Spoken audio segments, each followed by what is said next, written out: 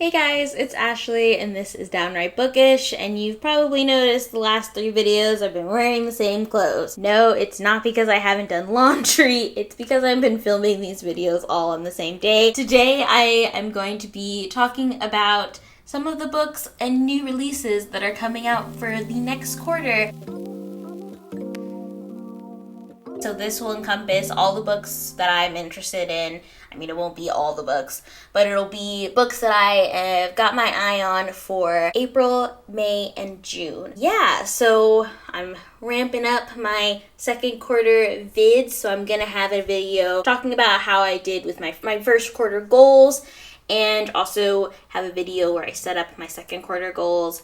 So this is kind of the first video in the new quarter kind of genre or series. So this is the books that I am excited about that are coming out in Q2. So if you're interested in checking that out, keep watching, and yeah. So let's just get into the books. I have about 10 or 11 books that I want to talk about today. I'm really bad about talking about books that I haven't read yet, so I'm just going to be reading the synopsis, telling you when they're going to be out, and all of that goodness, and kind of my initial reasons for being interested in the book. So let's get into it. So first, we're going to talk about the books coming out in April. And the first book that I am extremely excited about is Raybearer by Jordan Ifueko. This book comes out on April 4th, and it is published by Amulet Books. Let me read you the synopsis, and then I'll tell you a little bit more about why I'm extremely excited about this book. But I think after the synopsis, you'll get an idea of why. Terasai has always longed for the warmth of a family.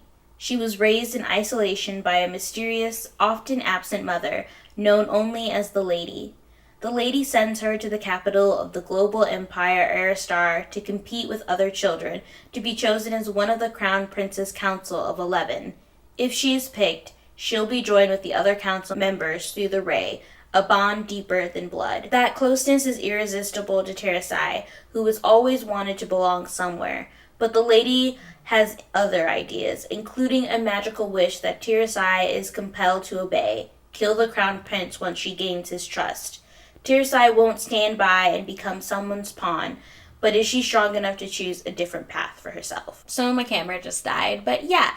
Anyway, we were talking about Raybearer. This is an African-inspired book. One of the reasons why I'm really excited about it. Also, the author has mentioned that hair and clothing is something she really enjoys and describes a lot in the story, which I am all here for. And I'm really intrigued by the next book I want to talk about is The Beauty of Your Face by Sahar Mustaf. And this book is published by Norton Books and comes out on April 7th. Now, the cover of this book looks really interesting, but let me just read you the synopsis to really confirm why I'm interested in this book. A Palestinian-American woman wrestles with faith, loss, and identity before coming face to face with a school shooter in this searing debut. A uniquely American story told in powerful, evocative prose. The Beauty of Your Face navigates a country growing ever more divided. Afaf Rahman, the daughter of Palestinian immigrants, is the principal of a Nuruddin School for Girls, a Muslim school in the Chicago suburbs. One morning, a shooter, radicalized by the online alt-right, attacks the school. As Afaf listens to his terrifying progress, we are swept back through her memories. The bigotry she faced as a child, her mother's dreams of returning to Palestine, and the devastating disappearance of her older sister that tore her family apart. Still, there is the sweetness of the music from her father's ode, and the hope and community Afaf finally finds is in Islam. The Beauty of Your Face is a profound and poignant exploration of one woman's life in a nation at odds with its ideals. So yeah, this is definitely much more of a hard-hitting story. I have kind of shied away from school shootings and that sort of narrative because a lot of it is like just very dark and depressing, but I think this takes it in even a deeper level because it's very timely, and I think this is a book that I really just want to pick up and read because I'm interested to see that from the perspective of someone deals with that kind of hate in their lives, and as being the principal, what it must feel like to try to protect the kids in this school. This is definitely going to be a tougher read, but I definitely think it will be something worth picking up. And the last book in April that I am interested in checking out is The Silence of Bones by June Her. And this book comes out on April 21st, and it is published by Macmillan. So this is the synopsis for The Silence of Bones. I have a mouth, but I mustn't speak. Ears, but I mustn't hear. Eyes, but I mustn't see. 1800, Joseon, Korea. Homesick and orphaned 16-year-old soul is living out the ancient curse. May you live in interesting times. Indentured to the police bureau, she's been tasked with assisting a well-respected young inspector with the investigation into the politically charged murder of a noblewoman. As they delve deeper into the dead woman's secrets, Soul forms an unlikely bond of friendship with the inspector, but her loyalty is tested when he becomes the prime suspect, and Soul must be the only one capable of discovering what truly happened on the night of the murder. But in a land where silence and obedience are valued above all else, curiosity can be deadly. This is like one of the more different books that I am interested in checking out.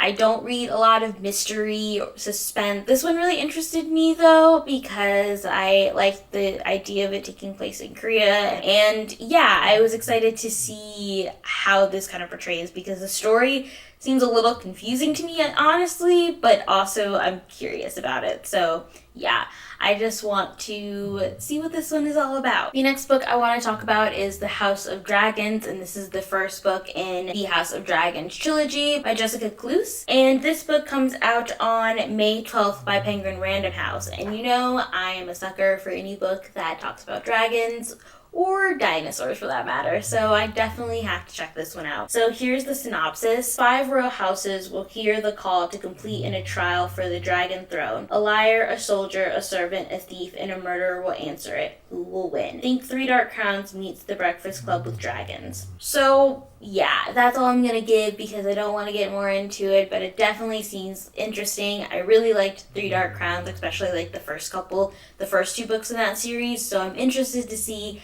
how this is portrayed, and I love like battles, and I really am into a lot of different characters, so I hope that the character development in this is really good, because if it is, I will definitely love this book. And another book that is coming out in May, which I'm sure a lot of people are kind of anticipating and also kind of nervous about, because I'm very nervous about. And the next book that I'm going to talk about is probably on everyone's radar, and I'm sure a lot of people are excited and also nervous about this book, because I know I'm really nervous about it, and that is The Ballad of Songbirds and Snakes by Susan Collins. And this is, I think, supposed to be a prequel to The Hunger Games. So The Hunger Games is one of my favorite young adult trilogies of all time. I know a lot of people have some controversies about whether or not the last book was well done, but I think the entire series was really well done, and I loved it. And the idea of her coming back to this world, even if it's going to be a prequel with different characters, makes me a little nervous, because when you've got a good thing, just leave it there. I don't know. But we'll see. I'm definitely intrigued. So here's what the synopsis says. It is the morning of the reaping that will kick off the 10th annual Hunger Games. In the capital, 18-year-old Carnolia Snow is preparing for his one shot at glory as a mentor in the games. The once mighty House of Snow has fallen on hard times, its fate hanging on the slender chance that Cornelius will be able to outcharm, outwit, and outmaneuver his fellow students to mentor the winning tribute. The odds are against him. He's been given the humiliating assignment of mentoring the female tribute from District 12, the lowest of the low. Their fates are now completely intertwined. Every choice Cornelius makes could lead to favor or failure, triumph or ruin. Inside the arena, it will be a fight to the death. Outside the arena, Cornelius starts to feel for his doomed tribute and must weigh his need to follow the rules against his desire to survive, no matter what it takes. This is like a completely different storyline, so I'm hoping for good things, because it doesn't cover anything that was in the first trilogy. So who knows? And I'm interested in seeing that this is going to be from the perspective of someone from the capital versus from the different districts. So I'm very curious to see how that goes. So and the next book that I'm really excited about is an African-inspired fantasy, and I am all here for that trend. So this book is definitely right up my alley. It is called The Gilded Ones by Nina Forna, and this comes out on May 26th, right before my birthday actually, so I'm definitely going to be buying this one. And it is published by Penguin Random House. So here's the synopsis. 16-year-old Decca lives in fear and anticipation of the blood ceremony that will determine whether she will become a member of her village. Already different from everyone else because of her unnatural intuition, Decca prays for red blood so she can finally feel like she belongs. But on the day of the ceremony, her blood runs gold, the color of impurity, and Decca knows she will face a consequence worse than death. Then a mysterious woman comes to her with a choice. Stay in the village and submit to your fate, or leave to fight for the emperor and an army of girls just like her. They are called Alaki, near immortals with rare gifts, and they are the only ones who can stop the empire's greatest threat. Knowing the dangers that lie ahead, yet yearning for acceptance, Decca decides to lead the only life she has ever known. But as she journeys to the capital to train for the biggest battle of her life, she will discover that the great walled city holds many surprises. Nothing and no one are quite what they seem to be, not even Decca herself. So again, seems like a very interesting story, very curious about what powers Decca may have, what she encounters in the city, and yeah, I'm really excited for it. Love the cover of this one as well, so this is gonna be a buy for me for sure. And the last book that is coming out in May that I want to mention is The Names We Take by Trace Kerr. I actually received a copy of this book to review, so I will be reviewing this book and reading it for you guys. This book comes out on May 19th and it is published by Hooligan Press, so I will have a full review once I finish reading it for you guys. So here is the synopsis for The Names We Take. Never leave someone behind. It's a promise easier made than kept, especially when 17-year-old Pip takes the headstrong 12-year-old Iris under her protection in the wake of an earth-shattering plague. After an unspeakable tragedy, the duo must navigate the nearly unrecognizable remains of Spookin, facing roving slave trades, merciless gangs, and worse.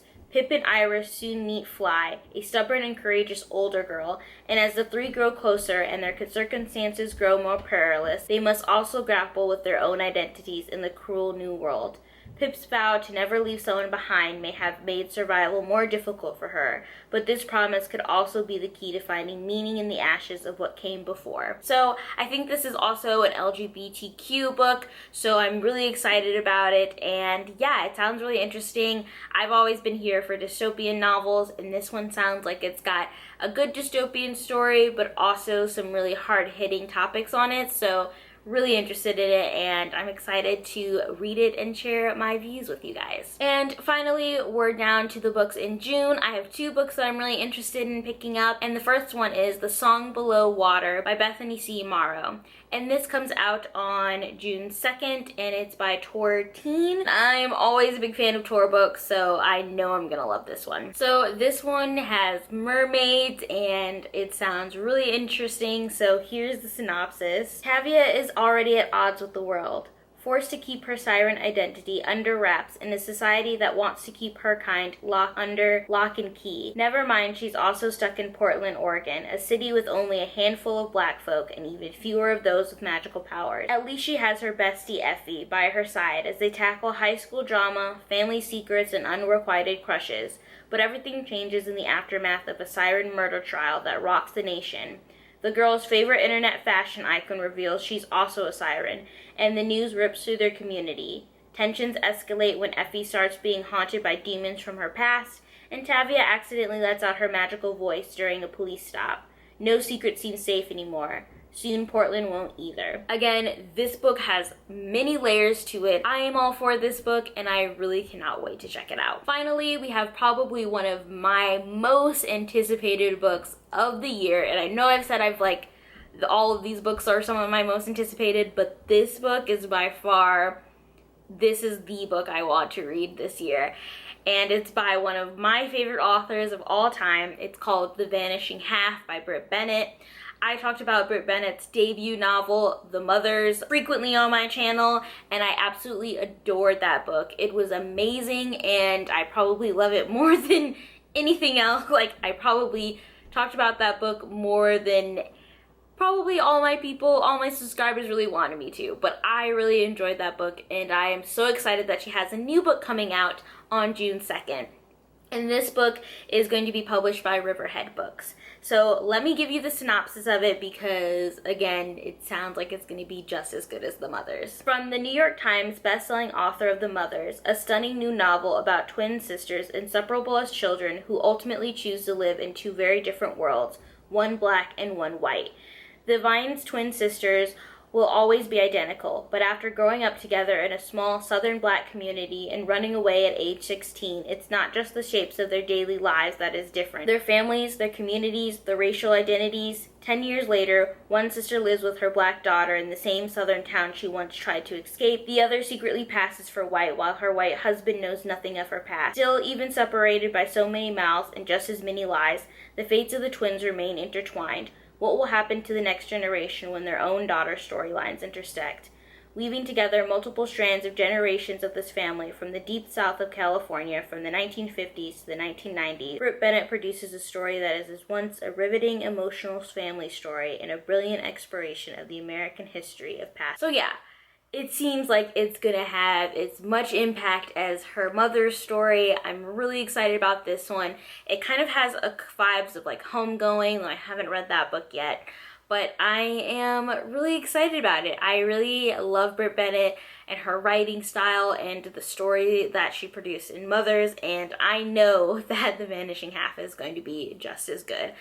Maybe that's putting too much expectation on it, but I am so excited for this book. Those are all the books that I wanted to mention in my most anticipated books for the second quarter. So yeah, let me know if any of these books interest you. Let me know if I've missed any books that you think are really exciting that are coming out in April, May, or June. Share all of that in the comments below, and I will see you guys very soon with another one. Thanks again for watching. Bye.